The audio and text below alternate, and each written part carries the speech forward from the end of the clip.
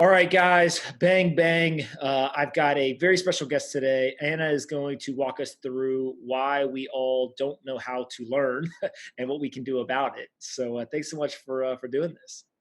Of course. Thank you for having me. That's a good way to put it. Like what we're learning, what we're not. Absolutely. All right, let's just start with your background. You spent a long time teaching. You went to a bunch of different schools. Like, just walk us through where were you born and kind of how do we get to you being a teacher initially? Yeah. So I'm from Panama, but because of my dad's job, he worked at a multinational corporation. So we moved around a lot. So I was born in Panama, but after a month, we moved to Colombia, then we moved to Venezuela, then we moved to India, then we moved to Mexico, then to Brazil, then back to Panama, and then I studied in the US. So really, I went to, I moved around as a kid. And by the time I was 15, I had been to 10 different schools because I also went to different schools in the different countries that I went to. And I guess that a lot of my ideas about education and all my questions come from my experience having attended 10 different schools and how, you know, I didn't really see that many differences in all the different schools that I went to, even though they were all, once some were non-denominational, some were really religious, some were more traditional, some were more progressive, some were American, the other ones were national, and still learning looked the same. So that's what kind of like I started thinking about this. And then I decided to become a teacher. I love working with kids. And that also was when I started to see what was happening in schools and how it wasn't really working. And finally, last year, I decided to leave in order to explore different alternatives and kind of raise questions that get more people to think about how little learning is happening in the traditional schools. Got it. And so when you started teaching, what grade were you teaching and kind of what does that look like from the teacher seat? Most people listening have never been a teacher. They've just been in the student aspect of that relationship. But what does that look like? Right. So when I decided to study education, I went to NYU and I did childhood education and special education as my undergraduate. And one of the things that I think is really valuable about teacher training is that they make you student teach a certain amount of hours. I can't remember right now, but it was a lot. Like for 2 years, I was in 5 different schools, just observing, the whole teacher student interaction and what it looks like. And that, I was in multiple grades. I studied elementary school. So I was in first, second, third, fourth, fifth, sixth as a student teacher. And really, that's where most of my learning came from observing mostly the kids and how they were learning and how they were not learning. And then when I got my first teaching job, it was in Boston. My husband was doing his MBA, and I was just teaching at a small school, a small private school in Boston. And I taught first and third grade in that school. And then I moved to Panama and I started working, and that's where I worked for 4 years at a big American school. And I taught third and fourth grade. So really my age group, the one that I enjoy working with the most, are like 9 and 10-year-olds. And I like that age because they're not too young. So they're kind of like, but they're still not too cool for school. So it was like the perfect age. And I enjoyed it a lot. Okay, so this is a weird question, but like, why is learning important? Right. So you spend a bunch of your time thinking about how we learn and what we learn and what the structures are and everything. But just like the core question of like, why is learning important, especially at a young age, but even as we get to be adults and things like that? How do you think about It's interesting that you ask that because that's what kids ask when they're in school. They're like, why do we even have to learn? And that's when you start to notice, oh my gosh, like we're doing things wrong. Because if a kid is asking you why do we need to learn, it's because they're not seeing the benefits of learning. And that's one of the big issues here, that in schools, learning has been kind of like removed from students, and it's something like imparted by a teacher and something that happens inside this structure. So I think it's really interesting that, to me, learning is really what happens outside of school. And it's super important because that's when you start to see kids' interests and what kind of things they're inclined to, and what are the kind of things that they could end up doing in the future. So to me, it's not really like about what we're teaching them and what they're learning, but more about like if they're learning, right? And unfortunately, what I noticed in schools is that there's very little learning because they see it very detached from them. And once you start to give them the space and the time to actually, take charge of their learning, then the process is completely different. You see kids motivated, wanting to come back, and then going through tangents and creating things that you wouldn't have even thought that an 8-year-old could do or a 9-year-old could do, right? And that to me is really learning. And once they keep coming back for more, then that's when it's really important. Like that's when things are going well.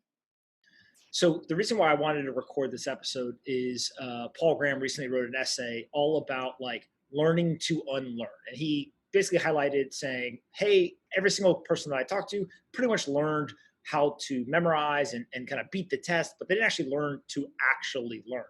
And so I said, look, let's go talk to somebody who is literally an expert at why is that. And so maybe you can start out just let's highlight the issues that kind of the traditional schooling system and the current mechanisms, like why are we all built to learn the way that we do learn through that school system? Like what are those issues?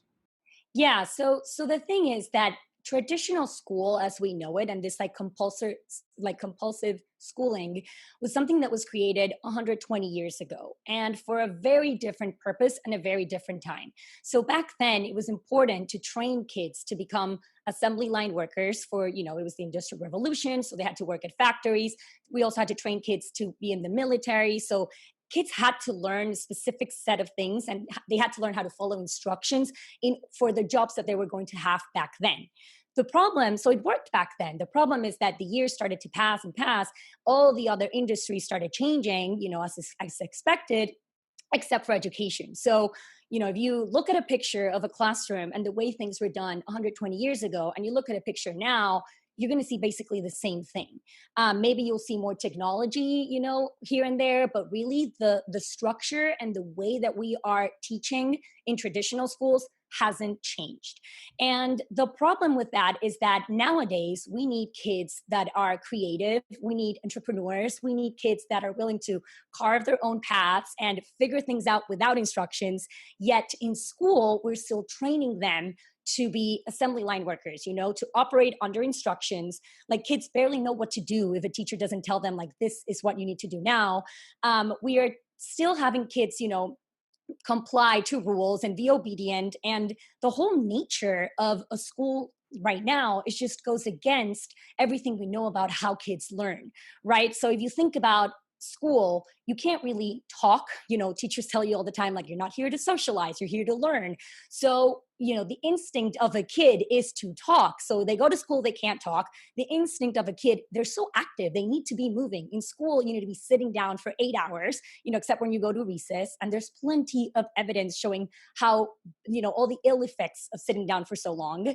In school, they have to be listening to a teacher and listening to a lecture. Like, that's not how kids learn. Kids need to be active and creating things and making mistakes and trying things out.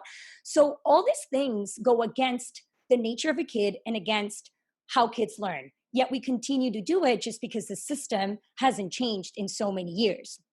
And many people don't even question this just because it's the way that we were all in the system, and that's just the way it is. And many people are scared to raise questions and to kind of like try something different. And many people are like, well, what? I can't play with my kids' education. Like, what if I try something different and they don't end up learning? I'm like, well, they're not learning right now. So really, it's about exploring something different. So that's the main issue, if you ask me, that we're still training kids for jobs that don't exist. And a stat that I saw the other day that was just very alarming is that 2/3 of the kids that are in elementary school right now will end up doing jobs that haven't been created.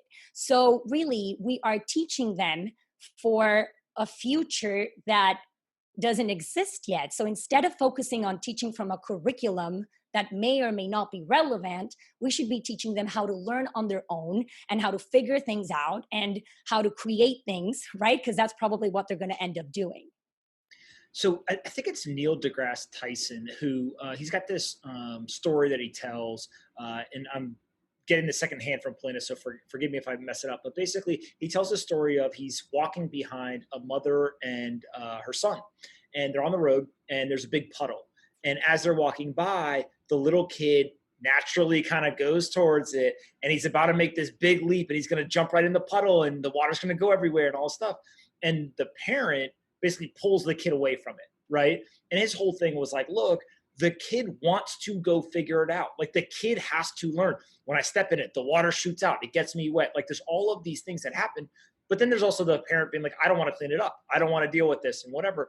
And so it feels almost like, to your point, like there's this element of conditioning kids to not be kids to some degree. And so my question to you then is like, why was the system structured that way in the beginning, right? So it hasn't changed, but when this system was originally built, like why was it so lecture based and kind of built the way it was? Is it a control thing? Is it just like they didn't know any better? Like what do you think there?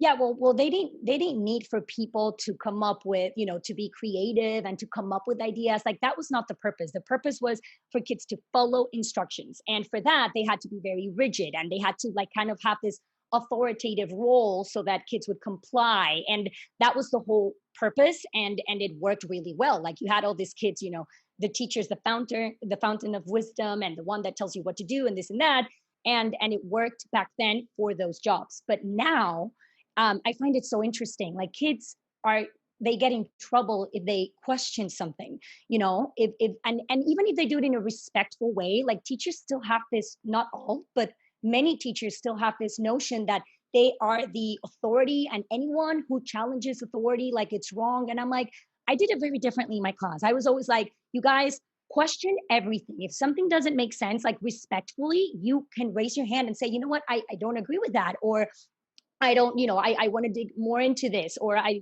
have a different opinion. And we need more of that. But that's the big no-no in school, right? It's not part of the obedience and compliance kind of like culture in a school, which is really damaging for the kind of people that we want, to raise.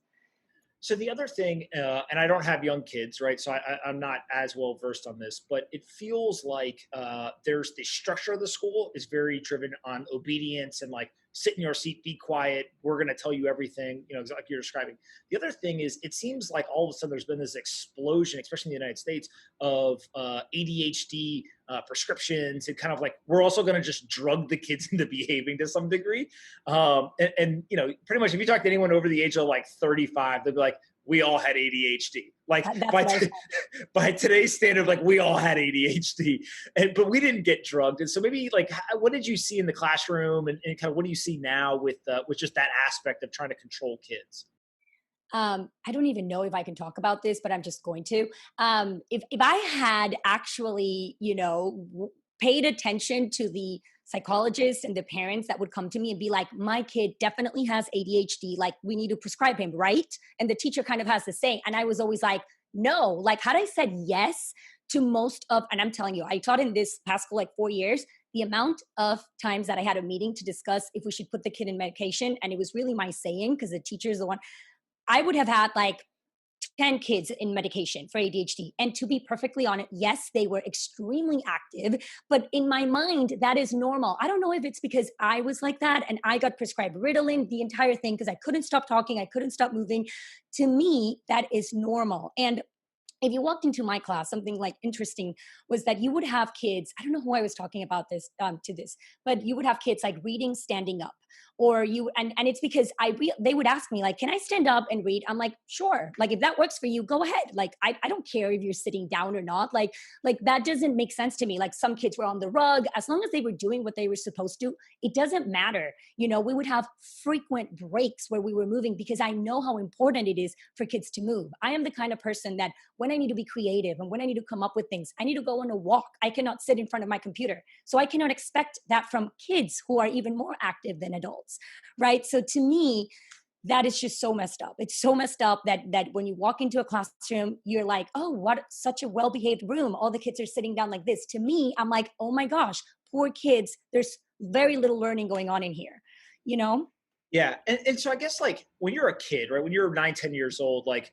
you can yell and scream and complain, whatever. But like, if your parents say, take the medicine, you take the medicine. If your teacher says, sit down and shut up and listen, like you pretty much do it. You may fight it. You may be good at fighting it, but ultimately you succumb to the authority because you want to ride home, you want to eat dinner, like, you don't want to get spanked, or, I guess you can't even do that these days. Right. But like all of those things. So that still persists though, as you get older as well, to a degree where it almost feels like there's this world of people saying like, I want to learn, but it's supposed to be painful. I need to sit and like study this book and read from, front to back. And like, that's the only way to learn.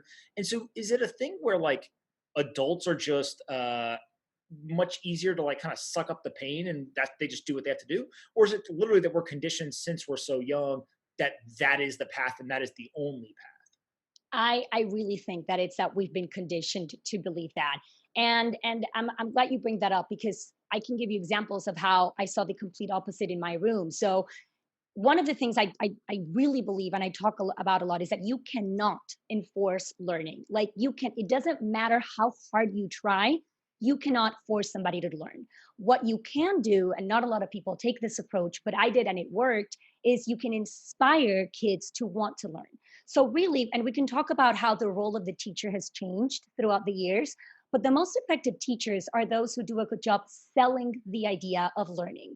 You kind of make kids be like, "Ah, I really want to learn about that. That looks interesting." You make it like for them to be curious about it and want to come. Because if you try the other approach, they are going to repel it. Nobody likes to be told what to do, right? Especially when it comes to like learning.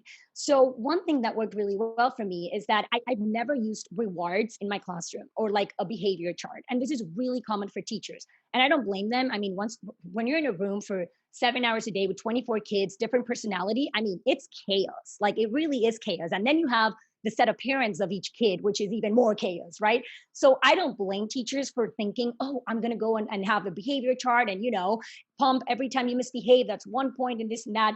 Here's what I've noticed that doesn't work. Like it may work in the short term. The kid may learn, okay, I'm not going to talk right now. But the moment the kid has a chance to talk, the kid will do it. And the relationship that you're establishing with the kid is a really negative one. They see you as the enemy and they don't want to do anything that you're telling them in, like learning. So what really worked for me is I would give them lots of choices and together we would come up with the things that we thought that were appropriate in the classroom, the things that weren't. And I would always tell them like, I trust you until you give me a reason not to. And we established a culture where kids didn't feel like I had the control over the classroom and the rules.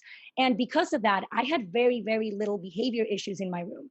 And every time the principal would walk by or teachers would walk by, they're like, what do you give these kids? I'm like, I give them choice and I trust them. And we've established, a relationship where I'm not like the authoritative figure. I'm like, I don't want to say a friend because I wasn't a friend, but, I was someone that I was approachable and they saw that my intentions were for them to learn.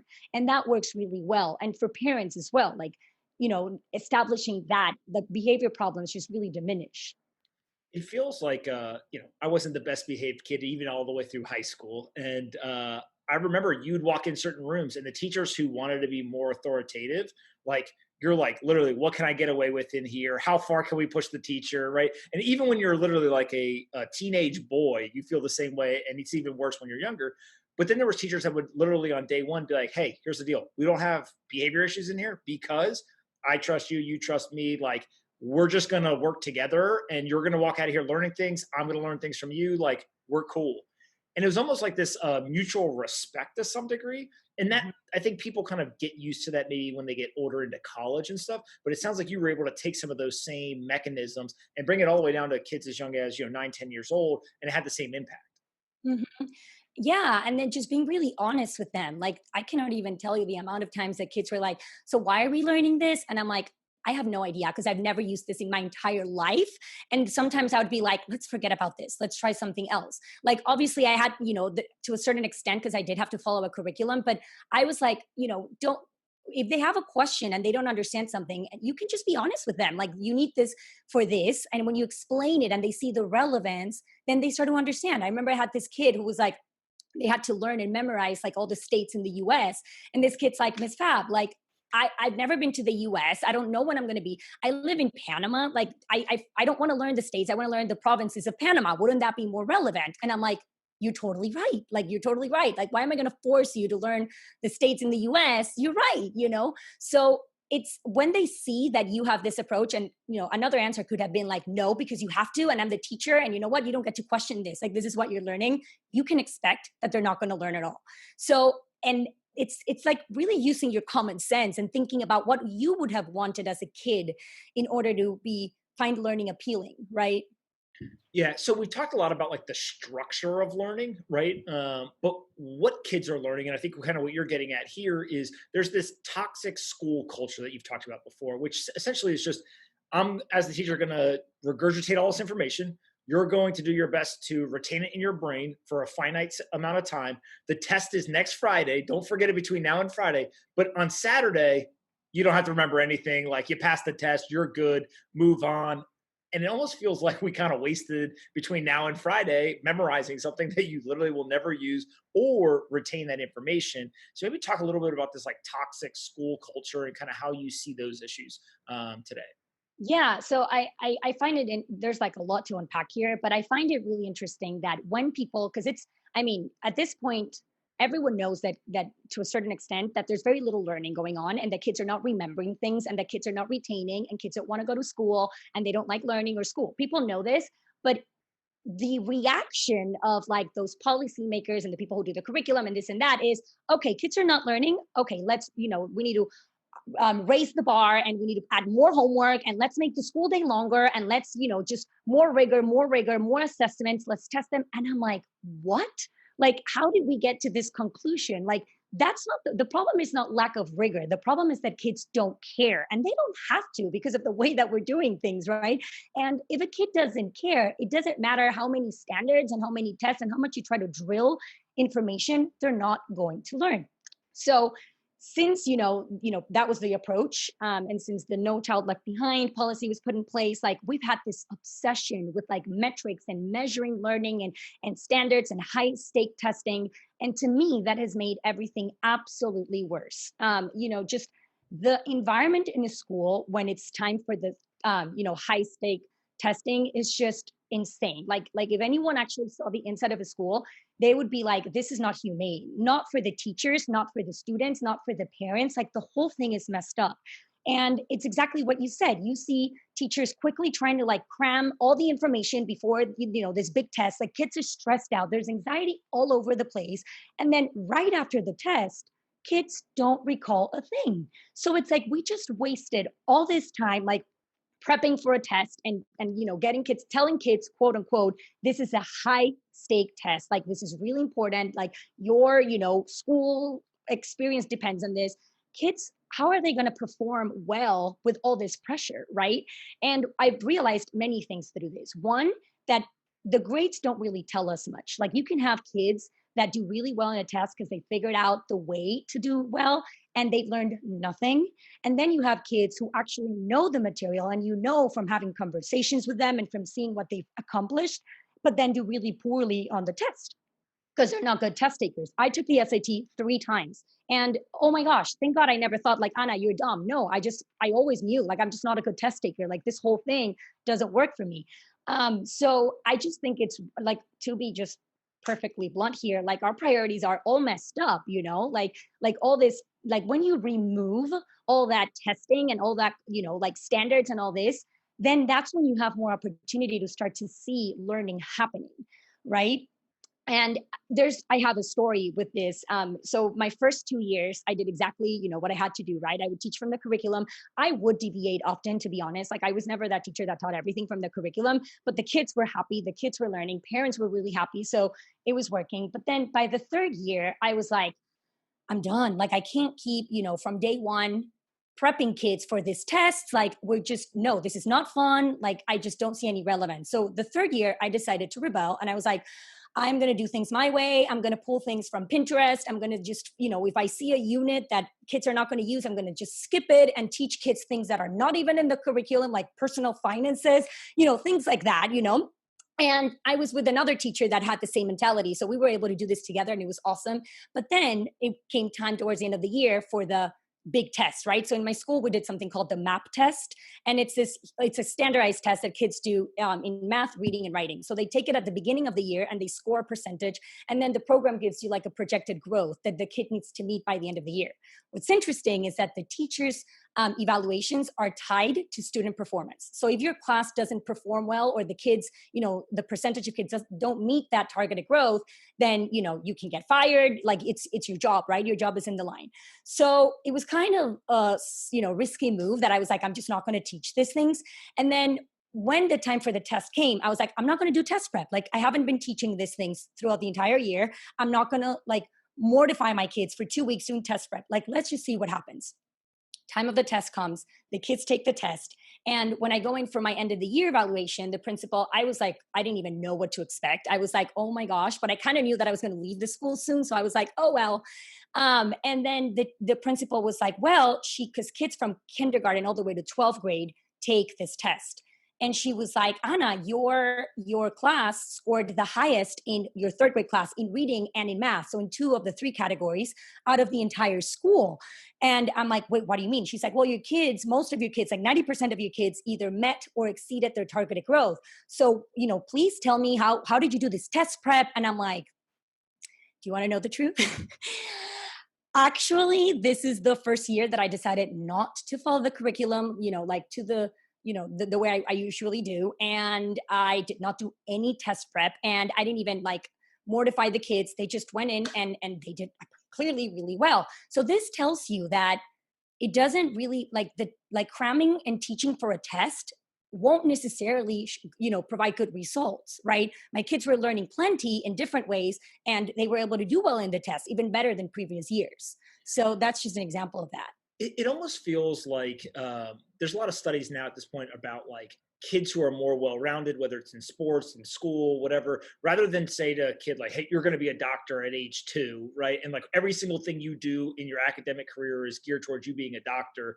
Like they actually end up not performing as well as doctors than the kid who most of their career learned all of these different skills, right? Was interested in a bunch of different things, kind of explored it all, ends up being the doctor, but they're just pulling from a much more like vast information, like database.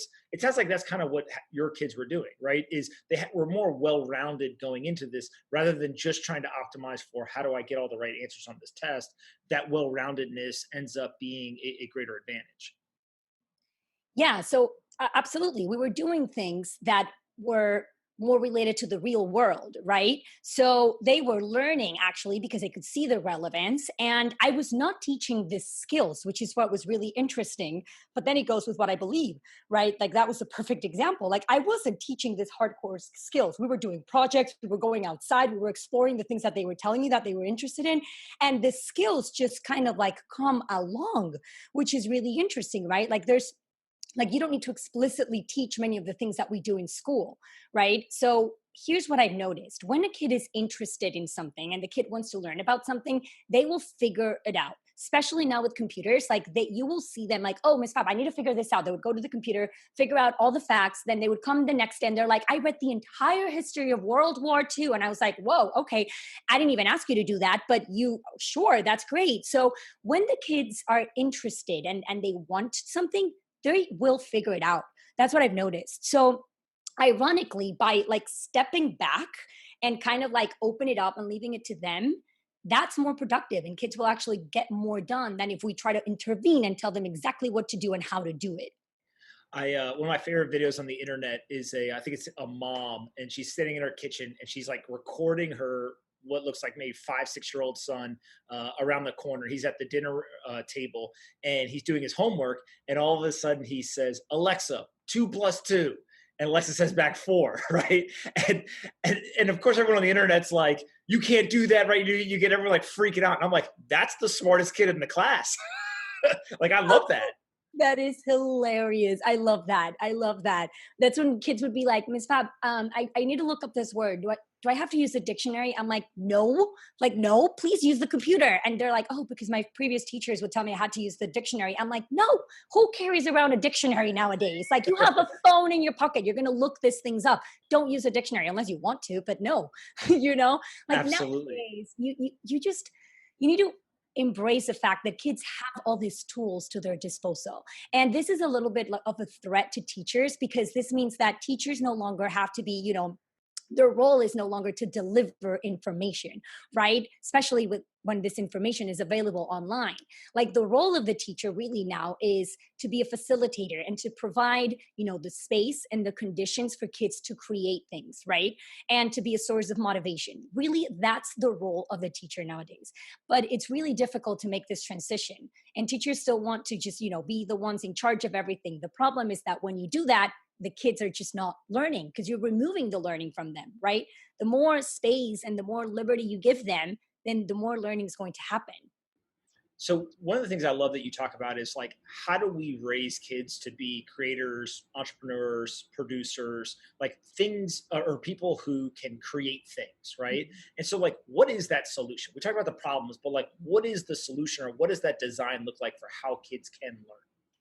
Yeah. So again, in school, a lot of what kids are doing for 12 years, like that's a long time, is they are, again, following instructions and really like working through this worksheets and like make believe projects and things that are just real in the school environment. Like that's the reality. Like very rarely do you see kids actually going out and solving a problem in the real world, or things that are relevant, right?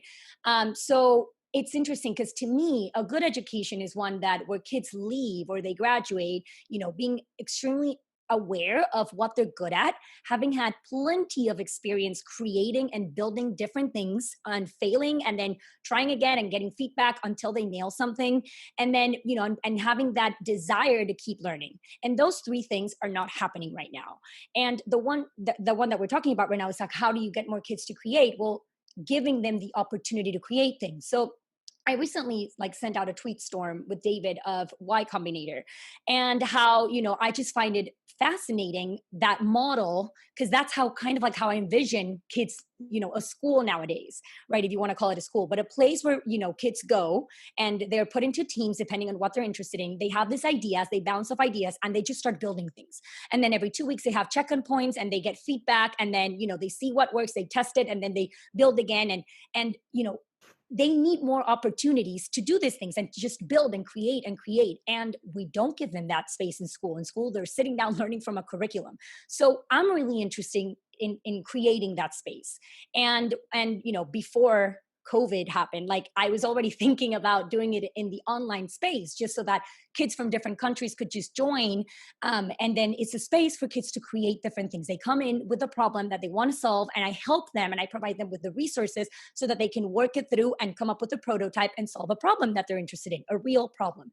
And I feel like I've seen how through that process they're learning so many things. They're learning how to do research, how to like talk about their ideas, how to incorporate feedback and change things. And to me, that is the kind of learning that is going to be more valuable for kids in the future, right? Forget about what's going on in school. We've already talked about how that's like we're not preparing kids for the future. But if we open more centers or creative studios, or like I'm doing online spaces for kids to just go in and execute their ideas and try them out, two things are going to happen. One, I do feel like we're going to have more kids that are 15, 16, like with their own companies or with their own products out there, because they're going to have tried so many times. And I don't know if you've seen a kid, when they're into something, they won't stop until they get to what they want to. So it's a matter of providing them the space and the resources to create and create and create and create.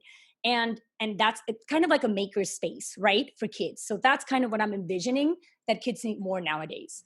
And hopefully more people start doing things like this. So one of the things I've always been fascinated by is I think a disproportionate amount of CEOs and founders of very large tech companies as kids went to Montessori schools. And I am definitely not an expert on these Montessori schools, but my understanding is that it's very much less rigid. It's more kind of this group project based type learning. It's a little bit self directed by the kids. What are you interested in? What are you not interested in? And also, one of the most fascinating parts I was reading about is like the way that they address the students, right? So your students were calling you Miss Fab, like they would just use first names, right? And almost treat the adult as a peer in some way. I think a lot of people get scared by that. They're like, oh my God, how could you ever, kind of break down the hierarchical structure? But also it looks like it works. Like there's a certain type of person that comes out the other end of that process. And so it almost feels like what you're talking about is taking that type of more free flowing, less rigid structure, but focusing it specifically on like creation, right? Like how do you build? How do you build? Is that a fair kind of assessment? Yeah, absolutely. So I'm a big fan of Montessori schools, and there are other kind of approaches that are similar, that are very student centered, and that the kid is doing most of the learning, like Reggio Emilia. You have Waldorf. So I'm a big fan, and that's actually where I'm pulling many of my ideas from, because it's around this idea that we want the kid to learn. So what can we do for the kid to want to learn. And I feel like it's a lot more fun. Kids enjoy going to these kinds of schools a lot more. What I fear though is, and which is one of the reasons why I'm trying the online space, is that the most privileged kids are really the ones who get access to this kind of educational experiences, right? And these experiments that are going on. And the ones that are the least advantaged are the ones who kind of like get stuck in the system. And that's something that's constantly in my mind. I obviously don't have an answer for that. But one of the things that I was thinking is, well, I really believe that, more and more people are going to have access to an internet connection in the future, right? Like it's just becoming more and more common, even in remote areas. And of course, this is not to say everyone, but I feel like I'm really interested in exploring the online space because I have a feeling that we can recreate this Montessori approached learning experiences in the online space and have access to more kids, right? And to kids that, may not have a Montessori school close wherever they live. But definitely, I think their mind is in the right place, and I'm a big fan of all the experiments that have been done around that space. And help me understand how online education with like young kids works, right? So, kind of two data points are I got a bunch of friends who have young kids that are in kind of early elementary years, and all I keep hearing is like, there's no way that my kid can sit in front of this computer and Zoom all day. Like, they're just not going to do it. They already have a hard time sitting in class, let alone on my couch where there's a TV and all this other stuff going on. Then the second thing is it also feels like part of the value for young kids going to elementary school is like the interaction with the teacher, right? The teacher can be very kind of hands-on with the kids, et cetera. So it feels like that gets lost online. So how do you just think about like online education and children? Yeah. So there's an important distinction to make here when it comes to online education, and online education, when done right, it works beautifully, and it is not what we're seeing right now that schools are doing, right? Obviously, because of COVID, like from one day to the other, like teachers and schools have just had to like improvise and transition to teaching virtually. But to me, that's not online learning. That is remote online learning, which is very different. And I'll tell you why. Um, when you structure a course that you want to teach online, you do it with the frame of mind, you keep in mind your virtual audience, and you're not trying to recreate traditional schools in the online space. That's what we are seeing because of COVID, and that's what I call remote learning.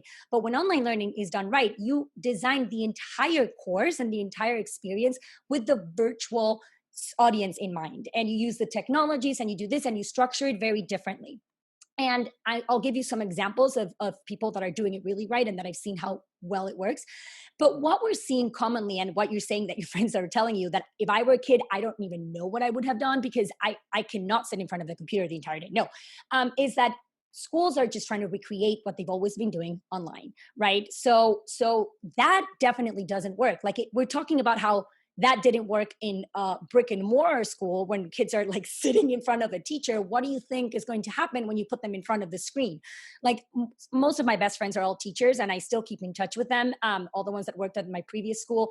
And it's just crazy to read that chat because the poor, teachers are like trying to manage 6 hours a day of back-to-back online classes. Obviously, by the third hour, you get a group of kids that are up to zoomed out, like they don't want to pay attention. They're like first, second graders, like what? Like that makes no sense, right? So the whole point of online learning is to concise the time so that kids are not in school for 7 hours. Like kids don't need to be in school for 7 hours. They probably still are because it works like a daycare system at this point. But really, like kids online should be just having direct instruction 1 hour, 1.5 hours. And then the rest of the time, they should be learning in unstructured ways and have time to go out and socialize with other kids and go to music class and sports and this and that. The problem is that we haven't gotten to that point yet, especially because everything had to happen so quickly. So two really good examples that opened my eyes to what a real good online course is. Well, David Perel, who I know you know, he started this online course called Rite of Passage. And I also work with Tiago Forte, who has this thing called Forte Labs, and Forte Labs, and he teaches building the second brain, which is a productivity class, but also with this like approach to online education. And I think that it works really well because none of them were educators before. And so they did not have this preconceived, notions of what a lesson should look like and how to structure this, for a traditional face-to-face environment. They just sat down and they said, okay, we want to create a course that's really engaging, that's going to be online with the virtual audience in mind. How can we make it different? So they haven't grabbed something and put it online. They just created a whole new way to teach online. And it's structured very differently from what a course in person would be. And it works incredibly. Like, I am impressed with how many people want to come back, with the way, like, how everyone's learning, and it's incredible. So this really ties with this idea that I don't feel like there's no way to fix schools. Like, I really don't think. I think that we just have to, like, rethink the whole thing with, you know, what are our priorities right now? What do kids need to know nowadays? What are the kind of jobs that kids are going to have in the future? What technologies do we have available that we can use? And then using all that, come up with a new way to teach and learn. And that can be done online, but it's not what we're seeing right now. What we're seeing right now is outrageous, which is what you're saying, like having kids sitting in front of a computer. I am concerned. I don't even know what's going to happen. How much of this do you think is for those online courses that they're teaching? Like, the students are older, right? Mhm. Meaning that they're just adults, and like they are in a different place in their life and have a better base of knowledge than a 9-year-old or a 10-year-old. Like, does that play into it as well? Or do you think that literally it's just a different way of teaching that actually gets different results? Well, I had no idea how this course was going to be structured when I decided to enroll. Like, I just thought I was going to learn how to write for modern times. I had all these ideas about education that I wanted to put out there, and I was like, sure, I want to take this. I was expecting a asynchronous, I think that's how you pronounce it, kind of course where, you know, they just upload different videos. You have to go through the modules, and there's like a forum and this and that. Like, that's what I was expecting. And then I was like, after the first session, I was like, whoa, I need to think of a way to bring this to kids. And that's exactly what I emailed David that day. I was like, this was incredible. Like, I cannot believe the interactions, how I was put into breakout groups with different people, and I actually felt like we were in real person talking. And then, you know, he uses the flipped classroom approach, which is that the videos or the lecture, you watch a video in the afternoon or at any time that you can, and then when you show up to class, then you're just discussing what you learned. You come in with your writing, you get feedback, you get to socialize. And that's the way that we should be structuring this kind of thing. That's really dynamic. So that's kind of what I tried to replicate with our summer camp. That's what we called it. We started with a pilot just because we're testing all these ideas to see how it would work with kids. And I have for a week a group of kids that were 9 through 11, and they would join this virtual space. And I kind of try to emulate that same structure that they were using. And it worked beautifully. Like, it was insane how the kids were totally engaged. At first, they were a little skeptical that I wasn't telling them what to do. But by the second day, they were doing, you know, they were all engaged, working. They had like the chat, they were throwing in the comments. We would put them in breakout groups, and they were like giving each other feedback. Like, it just, you know, it was incredible what they accomplished.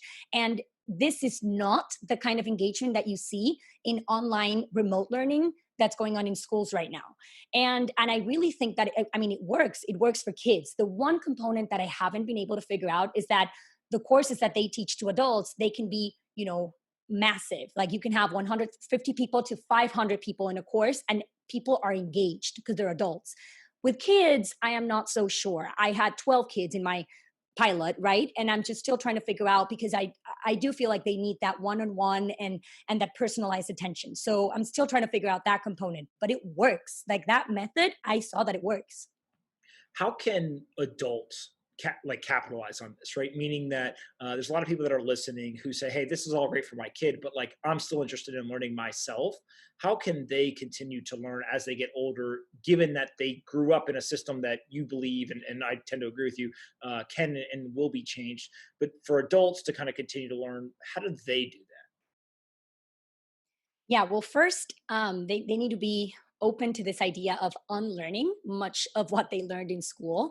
Um, for example, this course, Rite of Passage, that I took with David basically made me unlearn the way that I learned to write and the way that I taught my kids to write in school, which was painful for kids and for me as I was following the curriculum. When I entered this class, it was like a completely different approach. Like completely different, grabbing what they taught you in school, do the opposite. So, and it helped me. And hey, I am publishing, I am writing, I started voicing my thoughts, and it opened my eyes to this idea of being a citizen of the internet and having access to all these people and this idea. So My best advice is and I kind of want to get kids into this, but I'm still trying to figure out the logistics and the security component. But to become a citizen of the internet, just become have your online persona and start finding the courses that you find interesting and then writing about these things and putting your thoughts out there or making videos but I really believe in this idea of publishing. Like by publishing, you get to meet other people, you get to put your ideas out there, connect with like-minded people, and organize your ideas, and you keep learning. Like I'm addicted to learning at this point because I just keep finding things as I am writing and posting and reading. So I think the best way is to use the internet and leverage the internet right now, and find those communities of online people that are forming that I didn't really believe in before, but now I really do because I've seen how they work. So one of the things you mentioned is like you took the course where there was kind of the exchange of information, and now you're putting it into practice, right? You're creating, you're writing, you're doing all this kind of stuff, and it feels like that's a common thread, whether it's a 9-year-old kid, yourself, right, or somebody who's 60 years old and still wants to learn. Is this creation piece of it? So how do you feel like that fits in on the online learning side? You mean like how do you learn? Like rephrase that question. Like how do you learn? So like if you're a young kid or you're a 60-year-old, right? There's this whole idea of like, hey, I can go online and I can read all this stuff, but then I've got to actually go, and the creation part is like a big part of the actual learning itself. And so how does that fit into just consuming information on the internet? Oh yeah, absolutely. So that's a big thing because now with all this, information accessible, anyone you can actually fall into the rabbit hole of just consume, consume, consume. But a big part of it is producing things, and there's so many ways to be a producer nowadays. Like you can do videos, you can do podcasts, you can be a designer, you can write about it. So what I've been trying to incentivize the kids that I'm working with is, well, what do you like to do? Like, are you really passionate about taking photos, like photography? Are you really passionate about writing? Are you really passionate about, talking? And based on their interest, then figure out how they can, produce and put their thoughts out there in whatever medium that they like. And with computers, it's really, it's become a lot easier. So really getting, and adults can try this too. Like, what's the medium that you like? Like, I started with writing, which is still really challenging for me, but then I started to try video, and it turns out that I really like doing videos. So exploring and putting yourself out there and encouraging the kids to do the same thing until you find what's the best way that works for you to share all the things that you're consuming. I have to imagine that kids, especially when you ask them, what do you like to do? There's some form of social media that is the answer. And then when you ask them, what do you want to be when you grow up? I'm assuming that maybe not 9 and 10, a little bit older, you start to get the like, I want to be an Instagram influencer or TikTok star or whatever. How do you kind of still help kids that it doesn't look like to probably most adults that like that's a job opportunity or a path to pursue in life? I think you, me, and many others on the internet have realized like, no, actually those people are doing quite well for themselves. And so kind of like, how do you deal with kids who want to pursue things that are just like more soft skill based and more kind of content related, more so than like, hey, I want to go and do something like a software engineer or something like that? My answer is go for it. To me, and this is something that, for example, my husband, we're very different. And he's like, well, what do you, when we talk about, when we have kids, how are we going to raise our kids and this and that? I'm always like, whatever they tell us that they're interested in, we're going to drop everything we're doing. And we're just going to say, yes, you want to learn about that? Let's go ahead and nurture that. Because here's what I've noticed. Like, if a kid is really interested in something, let's say becoming a YouTube star or becoming something, and you encourage that, obviously we're talking about things that are good for them, right? But if they say that they're interested in something, like, no. But so if you support them and you encourage that, and you're there, like, it's not like you're going to just drop them. You're there kind of like observing and being a guide, but you support their motion and you give them the resources, you will be surprised with the things they can accomplish. And that is one of the big things that's lacking in schools, that kids, we don't part from the kids' interest. And for example, if a kid is telling you like, oh, I want to learn about government, and you're like, no, we're going to learn about the Middle Ages, because government you're going to learn in 8th grade. It's like, wait, what? No, if the kid is telling you that they want to learn about something and they want to do something, you need to take advantage of that, because that rarely happens. So whatever they say that they want to pursue, you help them, and then you're there as a guide to show them what's the best way to do it, and make sure that they are, doing something productive. But you go for that. Like I am a firm believer that it doesn't matter if you want to, create Lego blocks, or be, a scientist, or whatever take photographs, whatever it is that you want to do. You should be able to try it out, right? And kids are very excited when they try things out, so give them the chance to do it. When I hear you talk, it sounds very similar to, um, rather than in the old model where a teacher, there is no kind of option as to how else you can learn. The teacher is going to give you the information in this format, and like it's all about what you learn. Really, what it sounds like you're talking about is that evolution of the teacher's role to more of a facilitator, and actually showing the kids how to learn. Right? It's teaching them, here's how you use the computer. Here's how you actually go and do research and all that kind of stuff. And the what is almost less important than how. Is that fair?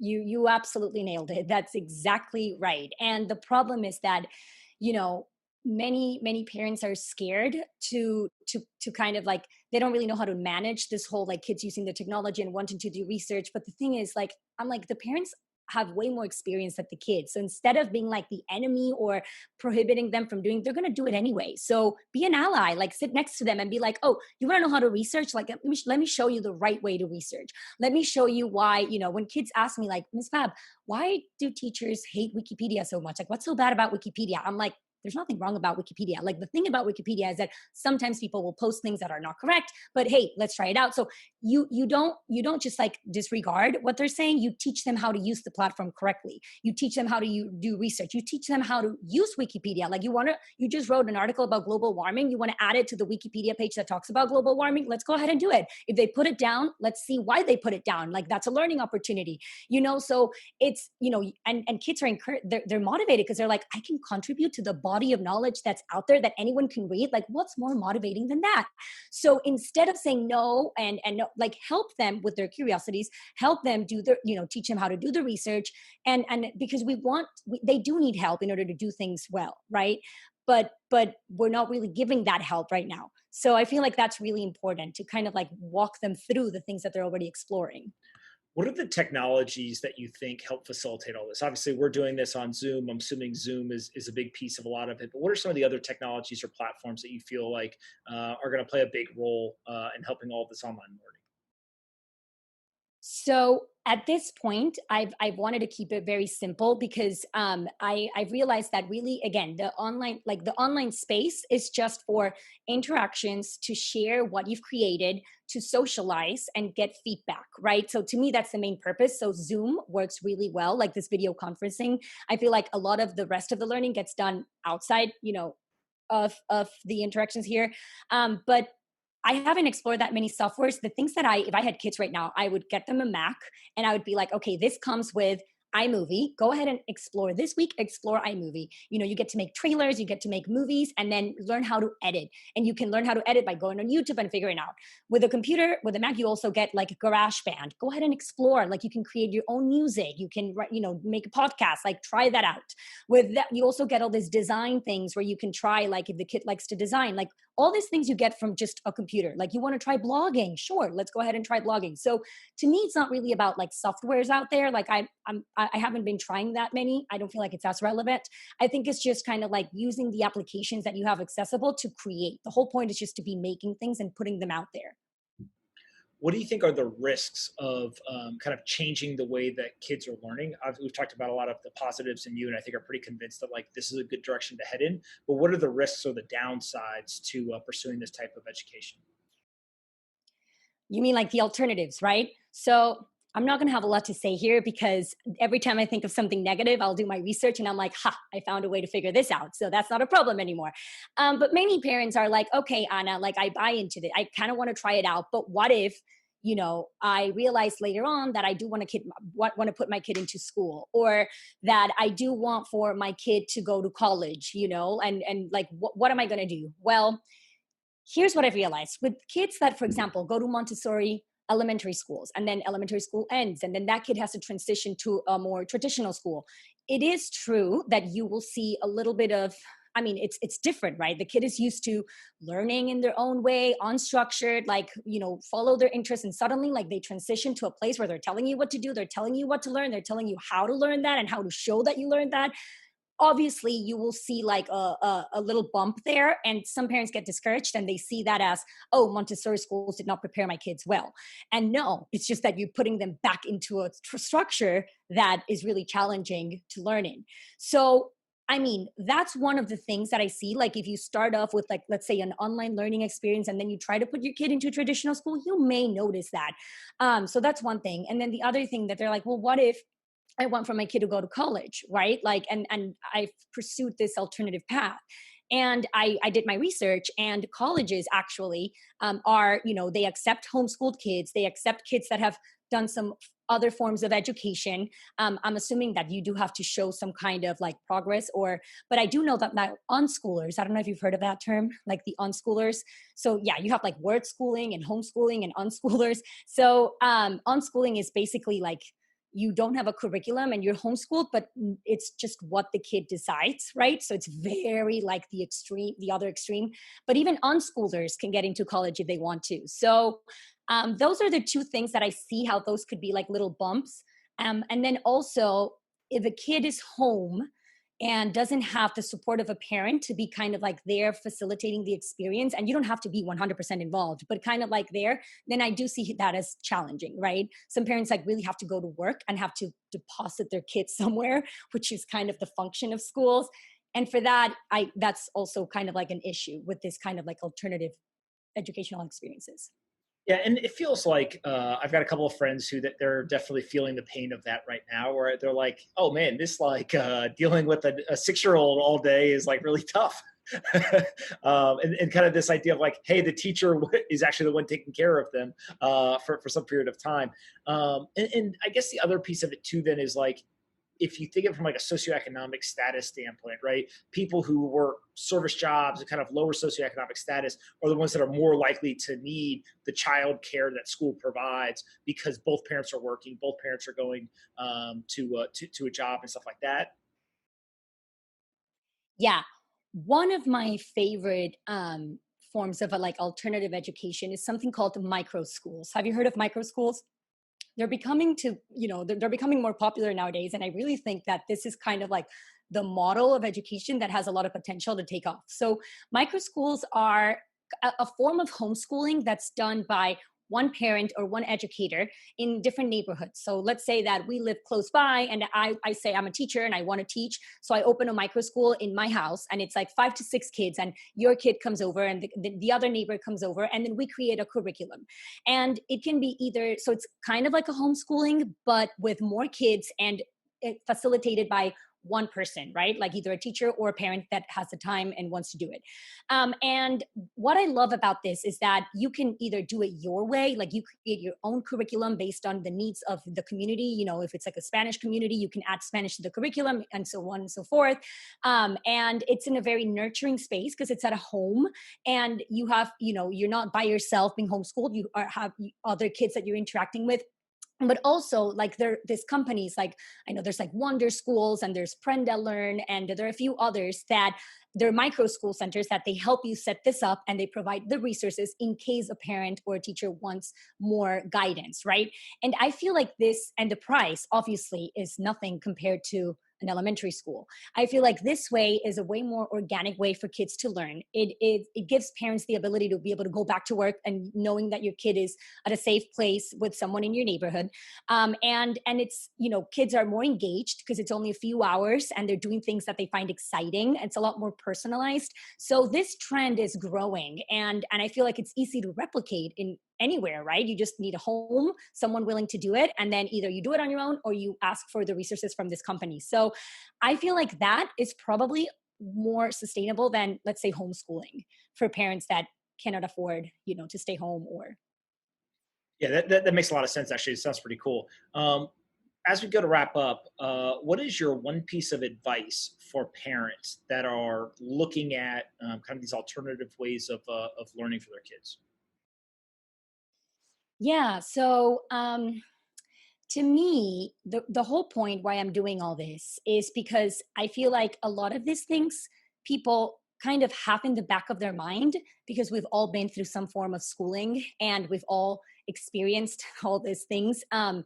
But unless we bring them up, people don't quite think about them. A lot of parents don't think about them. But when we do bring them up, and this is the feedback I've been getting from people who read my content, is that it starts to kind of light up something, right? And you start to think about your child's education in a new way. And even if you cannot pull your kid out of the traditional school system, which is very likely that many parents are not going to be able to, you can at least start to weight the learning that happens outside of school even more than the learning that's going inside school, right? You can start looking at the grade and knowing like, oh, this doesn't really mean that my kid is learning. You can start using the time after school to create, maybe some learning experience where they can, work on their creative side. If your kid tells you that they're interested, or ask your kid, what are you interested in? Let's explore that, kind of like explore this creative side of kids, because if you've heard this conversation, you already know that schools, unfortunately, are not digging into that. They're not digging into kids' creative side. They're not digging into kids' interests. So try to find a way to compensate for that when they come back home, right? Or, try to find alternative, maybe online experiences where kids can have like that complementary side and nourish that side. So hopefully like that's something that people who listen to this are going to start considering. I asked the same two questions to end each episode, and then you get to ask me one to finish up. But the first one is, what is the most important book that you've ever read? Ooh, that's a challenging one. So probably The War on Art. Have you heard that book by Stephen Pressfield? It just talks about resistance, and I feel like this is something that I came into it, thinking of students and how I could help them, kind of battle this resistance that they have every day in order to raise their hand, because we've conditioned them not to, and to say the things that come through their mind. And then I ended up just learning a lot of things myself from the book. And I, it's kind of like those books that I just revisit all the time. And I bought multiple copies and give it to my friends. So that book is just really, really good. I could mention more, but anyway. The War on Art. Yeah. Awesome. The Art of War. Wait, I'll tell you in a second. Let me just check. Okay. The Art of War, I think, is Sun Tzu. Is a different book.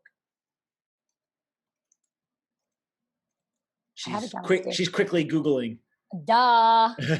Yes, The War of Art. The War of Art. Okay, got it. Second question, more fun one. Aliens, believer or non-believer? On aliens? Yes. My husband's going to be like, what? I do not. I do not believe in aliens. Why? I just don't. I feel like if there were aliens, they would have already kind of like invaded or done something about it. How do you not know they're here? No. I mean, if there are aliens, they're probably like, what in the world? Like what's going on right now? Like all this is happening because of a bat.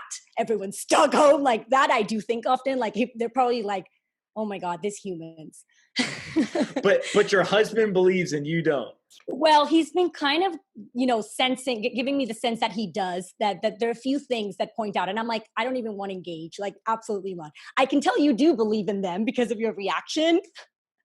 Yeah, to me, it's a mathematical thing, right? It's just like the world is so big, or the galaxy and kind of the space and everything is so big and expansive that like the probability is that there's aliens. The big question is, are we here at the exact same time they are, in terms of, let's say humans, we've got a nice couple million of year run existing on Earth. Like, are aliens here, or did they come before us, after us?